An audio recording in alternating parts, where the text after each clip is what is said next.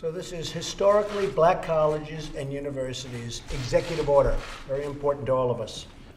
In an effort to try making America great again, Trump signed an executive order transferring control of a federal HBCU initiative from the Department of Education to the White House.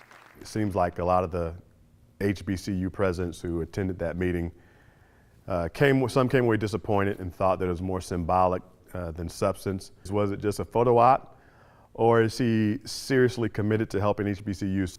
For decades, HBCUs have struggled to survive, heavily depending on their share of government funding. In addition, lagging behind other universities when it comes to endowments. Under President Obama's administration, black colleges received $4 billion in 7 years. In Trump's 2018 budget, HBCUs will maintain the nearly $500 million a year they've received in the past.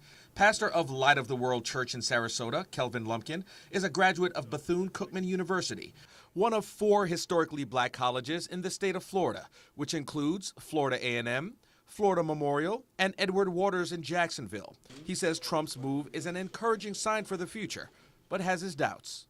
I think with it being in the hands of the White House, it could be a great thing for HBCUs, but not necessarily. So it just depends on how committed President Trump really is. Sarasota's Republican Club president, Rod Thompson, admits HBCUs, rich in culture, were needed more than a half a century ago, but questions whether they are needed now.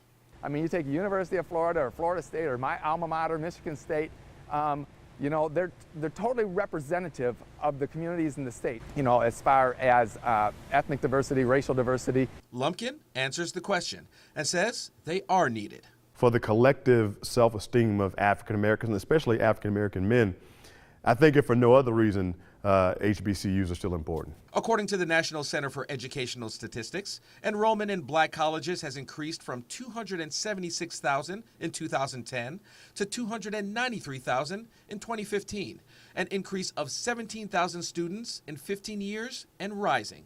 With the increase, Thompson says it's up to graduates to keep these schools relevant. If the alum want to fund them and help raise and have endowments for them, great.